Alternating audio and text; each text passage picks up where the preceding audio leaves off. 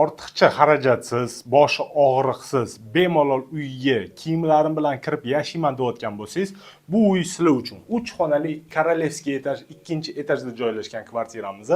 Bu yerda kattagina zalimizni ko'rib turibsizlar. Hamma narsamiz bemalol sig'ib ketgan. Orientirimizga keladigan bo'lsa, Yunusobod 8-kvartal Billur to'yxonasining ro'parasida joylashgan.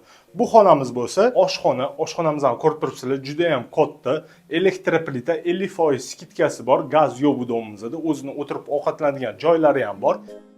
Endi zalimizdan koridorimizga chiqayotganimizda shunaqangi kattagina garderobni shkafimizni kutib oladi. Chap qo'limizda bo'lsa, детский spalniyimiz alohida joylashgan. Hamma mebel texnikasi qavatda bu uyimizda. Endi prixojiy zonamizga chiqamiz. Bu yerda kiruverish eshigimiz yonida juda ham chiroyli garderobni joy tashab ketishgan ekan.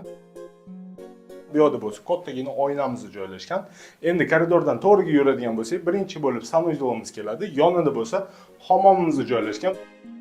Bu kvartiramizga bemalol kiyiminglar bilan kelib yashursanglar bo'ladi. Hamma narsa qo'yilgan ekan. 71 kvadratli kvartiramiz 350 millionni ipotekaga olsanglar ham bo'ladi.